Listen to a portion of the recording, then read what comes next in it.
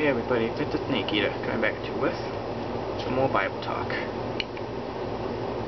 Now today I read this one postal, this one message, this one piece of paper that was on a bulletin board at an ice cream shop. And it was about this man from 200 years ago that stated this: democracies are good at first, and to the people realize that they can vote in splendid. Meaning that they can vote in things that they want, like healthcare, billing, unions. They can vote those stuff in, which is corruption because you're giving yourself good things. And he said that those good things lead to financial difficulties, which is what lead to dictatorships.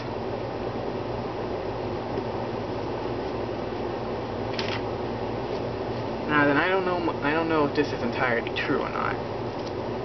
I do know, however, that Nazi Germany beforehand was in financial troubles before Hitler took control.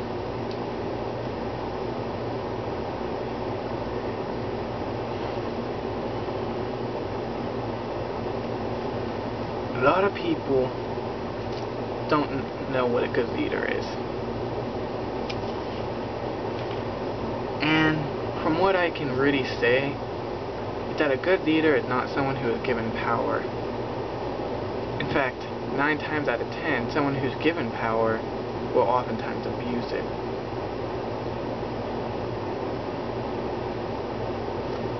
I find that a good leader is someone who earns his power. Somebody who would be in a poor house and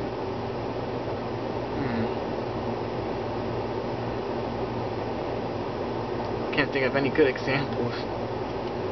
Somebody will come from a slum city. Somebody would have to work his way to gain power. Not royalty. Not somebody who's offered, hey, you want to have this job? You'll have a lot of power. Somebody who would have to work to gain up. And in today's modern world, we don't want those kind of people. We want the people that look nice, that talk nice, that say nice things. We don't look for the people that will get to what needs to get done. We look for people that will tell us what we want to get done. I've only seen, well, actually heard about one person who's actually done this, and that was Mitt Romney's, let's see, what was it called?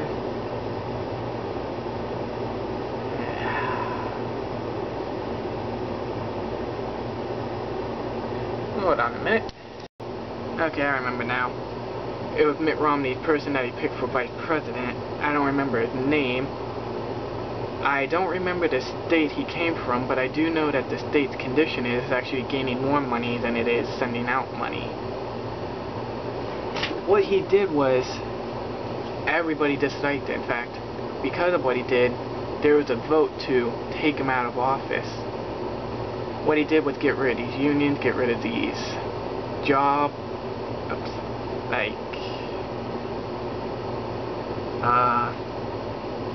abortions, like you get this certain healthcare if you work for this, you get this healthcare if you do that. He got rid of some of those because those things cause financial difficulty, because that money's not, because money doesn't come from nowhere. Money is made. More money that's made higher the value of things, so we can't make more money, we have to use what we have here.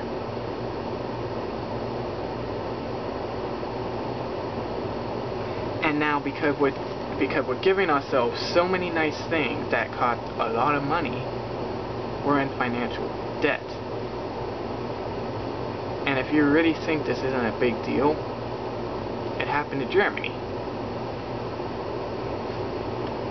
Now let's go to a new topic and talk about Hitler again. Hitler, you can't say anything nice about him. If you say something nice, you're automatically pinpointed as being someone who supports genocide. It's either you gotta call him this idiotic monster, which isn't true. I mean, he is a monster, but he's not idiotic. Hitler was a good leader. He got Germany out of financial debts. He had to work his way up to gain the power he had. Now, the only time I say he's not a good leader is what he did to the Jews.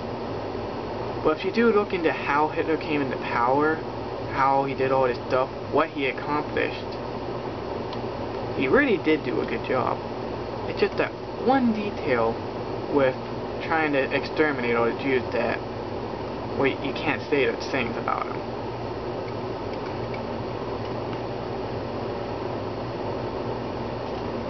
And because we're calling him this idiotic monster, we're beginning to forget how he gained into power. You see, Hitler was smart. This is how he gained into power. Well, part of it at least. He took some of the people from the Nazi group and started having them go into positions like, well, here in America, it would be Congress. He would have people from his party become congressmen, and when they're all congressmen and a vote came place, they all voted him in, they all supported him, they all said he was going to be good. And what happened was that when he gained complete control through this process, now it's not the whole story, you can look into more how he got in control, and if you do look into it, you'll be able to be able to put connection between him and today. I mean, how many of you knew Barack Obama did this tactic? The difference between him and Hitler is that Obama did this while he was in office.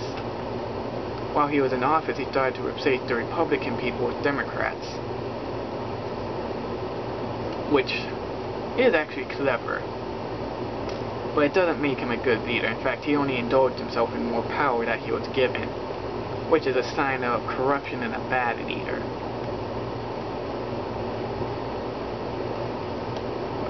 Mitt Romney's not better though. And I'm going to throw that out there because I'm not a Romney fan. And I'm not going to make myself look like one. Anyway, because we have decided to forget how Hitler decided to take control, the things that happened in Nazi Germany are starting to happen today. And if you look at people who are running for presidency, how many of them do you hear them say that we're going to get rid of these things that make us feel nice? They're not going to get rid of them. I mean, they're simple conveniences to make our lives easier. And to be honest, we like these simple things. I mean, who really doesn't like voting in for a president? But people oftentimes choose the corrupt path over the good one.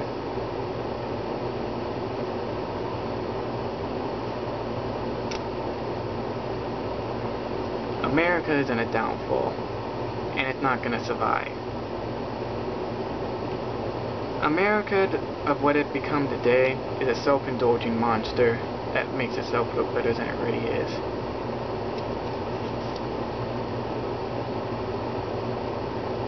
Now then. Now imagine this picture at the whole world. Imagine that the whole world was run like America through this corruption.